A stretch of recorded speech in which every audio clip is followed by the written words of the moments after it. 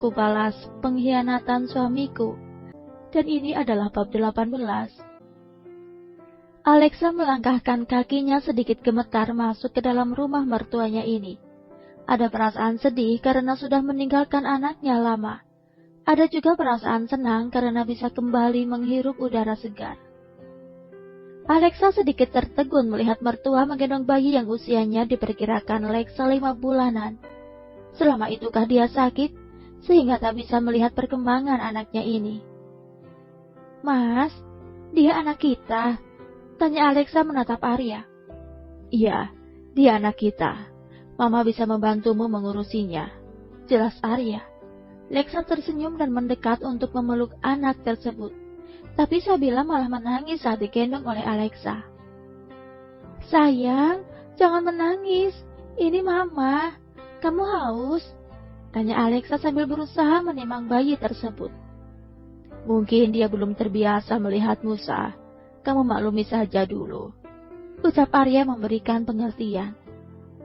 Mas, dia harus terbiasa denganku, bentak Alexa tak terima jika bayinya takut pada dirinya. Alexa benar-benar perempuan keras. Bicara padanya saat ini harus ekstra hati-hati. Arya melunak membuat Alexa semakin menjadi dikeraskan. Dia tak terima serba salah. Mama Arya memberikan kode matanya pada Arya agar mengalah. Ayo kita istirahat, Sa. Kamu masih belum pulih. Berikan Sabila pada Mama. Dia sudah terbiasa dengan Mama, ucap Arya lembut. Mas, saat ini dia harus terbiasa denganku. Ayo kita ke kamar, sayang. Cup, cup, cup, cup. Bucuk Alexa pada bayi perempuan itu. Alexa membawa Sabila masuk ke dalam kamar tanpa menghiraukan Arya. Seharian ini Alexa hanya mempedulikan Sabila. Arya sama sekali tak dilihatnya. Dia tak ingin berpisah dengan anaknya ini. Apakah efek rindu pada bayinya atau memang Alexa yang tak bisa menempatkan dirinya? Sa, dia sudah tidur. Letakkan di boksnya, pujuk Arya. Alexa tak menggubris, dia sibuk membelai tubuh bayi perempuan tersebut dan sekali menepuk bokongnya pelan. Sa, ayo letakkan, tegur Arya lagi. Kesabaran Arya kali ini habis, ternyata mengadopsi anak bukan jalan terbaik bagi rumah tangganya. Baru saja sehari Alexa pulang, dia sudah tak bisa diatur. Arya mengeram kesal dan keluar dari kamar mereka. Arya lebih memilih keluar daripada harus bertengkar dengan Alexa. Kenapa kamu keluar? Tanya Mama Arya melihat Arya keluar kamar dengan wajah kesal. Seharian ini dia tak mau melepaskan Sabila, Ma. Bahkan dia tak berniat mengurusiku. Kesal Arya. Biarlah, mungkin dia masih rindu pada anaknya. Ingat ya, ini usulmu, jangan menjadikan ini beban. Aku pikir dengan adanya anak itu di rumah tangga kami semakin harmonis dan bisa hidup bahagia, tapi nyatanya bertambah hambar. Ya, jangan terlalu banyak mengeluh. Menikahi Alexa adalah pilihanmu dulu. Kamu sudah punya Lia, perempuan yang baik, pengertian, bekerja keras, tidak ada yang kurang di diri Lia. Tapi kamu lepas. Sekarang kamu menikah dengan Alexa yang masih muda, jadi kamu harus banyak mengalah dan bersabar. Nasihat Mama Arya. Malam ini aku tidur di kamar tamu, Ma. Biarlah Alexa menikmati waktu bersama Sabila. Aku tidak yakin dia akan tidur malam ini. Arya menggeleng ke arah kamar tamu. Dia terlalu kesal dengan sikap Alexa saat ini. Bukannya menyadari sudah meninggalkan suaminya, tetapi malah mencuekkan dirinya. Joe menemani Lia untuk sekedar berkeliling taman di komplek rumah mereka. Karena saat ini kandungan Lia sudah membesar, Lia berniat untuk melahirkan normal. Meskipun dia sudah pernah melahirkan Kenzo, tapi rasa takut dan cemas masih ada di diri Lia. Karena sudah lama sekali dia tak melahirkan, usia Kenzo sudah masuk 12 tahun saat ini. Lelah? Tanya Joe. Sedikit. Istirahat dulu sayang, jangan dipaksa, ucap Joe menuntun Lia untuk berjalan ke arah kursi yang ada di taman. Mas, kita tidak tahu hidup kita ke depannya bagaimana. Saat ini aku merasa bahagia, tapi belum tahu apa yang terjadi di masa datang. ucap Lia duduk sambil menatap anak-anak yang bermain di taman tersebut. Sayang, aku takut berjanji padamu, takut mendahului Tuhan. Tapi selagi aku bernafas dan bernyawa, aku akan mengupayakan kebahagiaan kamu, Kenzo dan calon anak kita, ujar Jo sambil menggosok perut Lia lembut. Princess Daddy di sana baik-baik ya, jangan membuat mama cemas dan khawatir. Jo berusaha mengajak calon anaknya berbicara. Lia tersenyum melihat Jo mau berinteraksi dengan calon anak mereka yang sudah diprediksi perempuan oleh dokter. Lia dan Jo memang sengaja ingin tahu apa jenis kelamin anak kedua mereka, karena anak pertamanya sudah ada Kenzo. Lia berharap Jo tidak membedakan kasih sayang antara Kenzo dan anak kedua mereka kelak. Sementara itu di sisi lain, Ma, di mana Alexa? Tanya Ariel yang sudah bersiap akan ke kantor pagi ini. Di belakang, dia sedang memberikan makan pada Sabila. Ayo sarapan dulu, sudah mama masakan. Ma, kalau begini terus bisa-bisa aku bosan, Ma. Aku ingin menebus kesalahanku padanya dulu. Tapi sikapnya membuat rumah tangga kami semakin renggang. Jelas Arya. Kenapa lagi? Kan mama sudah katakan bersabar. Baru juga beberapa hari Alexa pulang. Biarkan dia menikmati waktu bersama anaknya dulu. Baiklah, aku beri waktu seminggu ini, Ma. Jika dia masih saja mencuekkan aku begini, aku akan pulangkan dia dan anak itu ke rumah Pak Wijaya. Tegas Arya. Mama Arya hanya menghalangkan kepala, entah apa yang dipikirkan anaknya ini, sehingga bisa menikah dengan perempuan muda dan labil seperti Alexa. Lagi-lagi Arya membandingkan Alexa dan Lia. Lia meskipun sudah melahirkan dan mengurusi Kenzo, sebisa mungkin dia mengurusi Arya. Hanya akhir-akhir saat mereka akan bercerai saja Lia sudah terlalu sibuk dengan karirnya, tapi masih menyempatkan diri untuk sekedar membuat sarapan. Kembali ke keluarga Jo. Sayang, ayo Om antar pulang, ajak Jo pada Naina yang sedang menunggu mamanya. Ayo Nay, beri pesan pada security kalau kau pulang bersamaku, ajak Kenzo dan diangguki oleh Naina. Jo mengantarkan Naina pulang. Di perjalanan sesekali Jo melirik pada Kenzo yang sedang mengajak Naina berbicara. Dua bocah berlainan jenis ini tampak akur tidak seperti awal mereka bertemu. Naina selalu menggoda Kenzo centil. Terima kasih Om, sepertinya Mama masih di rumah, ucap Naina turun dari mobil Jo. Jawab Jo lalu pergi, meninggalkan pekarangan rumah Naina. Aku juga berhak atas Naina, jangan egois kamu. Naina juga anakku. Terdengar pertengkaran dari dalam rumah Naina. Bukannya kamu tak peduli pada kami. Kamu terus sibuk mengejar mantan teman kecilmu itu, sampai kamu tega mencampakkan kami, sindir Mama Naina. Kita dari awal memang sudah tidak cocok.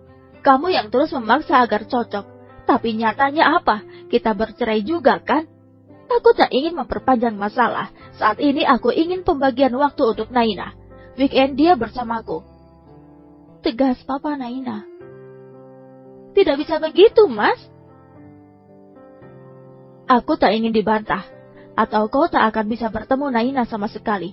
Aku bisa membuat hak asuh Naina jatuh padaku, ancam lelaki bertubuh tinggi tersebut.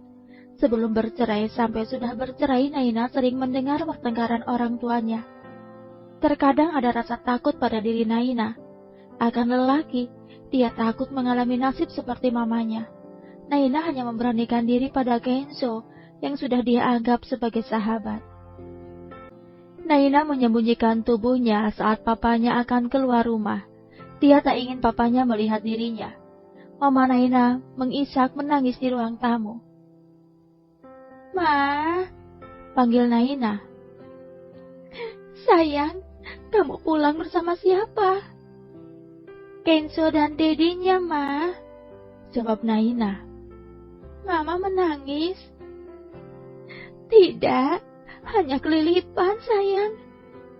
Bohong Mama Naina menghapus air matanya. Aku melihat semuanya, Ma. Jangan berbohong lagi. Aku tak suka bila bersama Papa, dia tak mencintai Mama.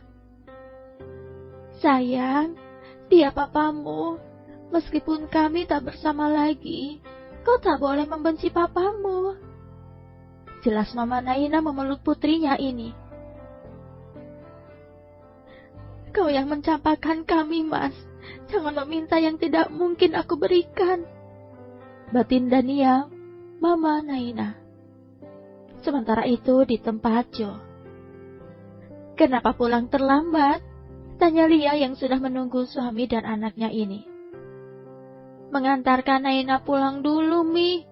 Sahut Kenzo mencium pipi maminya ini. Ganti pakaianmu, lalu makan. Perintah Lia seperti biasanya. Mas, kamu tidak pulang ke kantor? Tanya Lia yang melihat Jo mendudukkan dirinya di sofa. Kamu sudah hamil tua, sayang. Sepertinya aku akan mengerjakan pekerjaan dari rumah saja. Aku tak ingin terjadi sesuatu padamu. Jawab Jo, sambil menepuk kursi yang ada di sebelahnya mengisyaratkan Lia untuk duduk. Aku tak apa, Mas. Kan ada Kenzo dan Bibi. Aku ingin menjadi suami siaga. Jangan coba mempengaruhiku. Bantah Jo. Tapi kamu harus mengurus dan mengawasi 2 perusahaan sekaligus, Mas. Apa tidak masalah? Aku percaya pada Dika. Aku hanya perlu mengecek berkasnya sesekali. Dika orang yang jujur. Kalau untuk perusahaanku sendiri, semua jadwal sudah disusun oleh sekretarisku. Jika hanya ada rapat penting, aku datang. Sudah aku katakan, kau, Kenzo, dan anak kita adalah prioritas utamaku. Jadi jangan membantah. Ucap Jo mengecup pipi Lia. Didi! Teriak Kenzo membuat sepasang suami istri ini seperti sedang terciduk. Jo menatap Lia. Lia hanya menaikkan bahunya. Kenapa mencium Mami? Tidak ada aku. Kesal Kenzo. Kenapa memangnya harus ada kakak? Tanya Lia. Aku juga mau mencium Mami dan Dedi menciumku. Protes Kenzo. Hanya hal itu, sayang. Sini, Dedi cium. Ujuk Jo. Kenzo yang memanyunkan bibirnya terlihat sangat kesal. Lia juga mencium pipi anak sulungnya ini agar Kenzo tak merasa diabaikan. Sementara itu di tempat lain. Ada, sedang di kamar bermain dengan Sabila. Jawab Mama Arya. Apa dari tadi hanya itu pekerjaannya, Ma? Tanya Arya lagi. Sepertinya dia memang terobsesi sekali pada anaknya. Sembuh dari depresi malah ada penyakit baru. Ketus Mama Arya. Entahlah, Ma, aku juga tak mengerti harus bersikap bagaimana lagi pada Alexa. Jujur, aku semakin muak dengan sikapnya. Awalnya aku ingin memperbaiki hubungan. Tapi jika dia terus bersikap seperti ini, aku semakin pesimis, Ma. Ungkap Arya. Bicara baik-baik padanya ya. Jika dia tak juga mengerti, baru kamu bertindak. Ucap Mama Arya. Arya berjalan meninggalkan mamanya menuju kamarnya. Arya masuk ke dalam kamar, tapi Alexa tak sedikit pun bergeming melihat Arya. Dia sibuk dengan Sabila. Arya mengeram kesal melihat kelakuan Alexa. Jangankan untuk melayaninya, menyapa pun tidak. Setelah berganti pakaian, Arya memilih untuk keluar. Mau kemana ya? Tanya mamanya. Keluar, Mah, cari angin. Di sini aku juga tak dibutuhkan oleh perempuan itu. Kesal Arya, berjalan melenggang keluar rumah. Sebenarnya mamanya kasihan melihat rumah tangga Arya. Tapi dia tak bisa membantu apapun. Seminggu berlalu Lia sedang berkutat di dapur untuk memasak sarapan. Meskipun perutnya sudah membuncit, Lia tetap memasak untuk anak dan suaminya ini. Selesai masak, Lia membersihkan diri dan berniat sarapan bersama. Tapi tiba-tiba perut Lia sakit dan serasa diaduk-aduk. Mas! Pekik Lia kuat. Kenzo dan Jo yang sedang menunggu Lia di meja makan mendengar suara memanggilnya. membuat mereka berdiri dan segera berlari. Beruntung kamar Joe dan Lia berada di lantai bawah. Sejak hamil, Joe memang sangat posesif. Semua kebutuhan Lia dia yang mengatur, dia tidak ingin terjadi hal-hal lain. Karena Joe cukup trauma akan masa lalunya. "Sayang, kenapa?" tanya Joe mendekat melihat Lia memegang perutnya, menahan sakit. "Sepertinya aku akan melahirkan, Mas," ucap Lia. Keringat dingin sudah membasahi dahinya. "Ayo cepat ke rumah sakit," ajak Joe mengendong tubuh Lia. "Ken, minta Bibi membawa semua keperluan Mami dengan sopir. Susul Daddy ke rumah sakit," ucap Joe memberikan perintah pada putra sulungnya ini dan diangguki oleh Kenzo. "Tahan sayang, anak Daddy, jangan membuat Mami sakit," ojek Joe sambil mengusap satu tangannya di perut Lia dan matanya masih fokus ke jalan.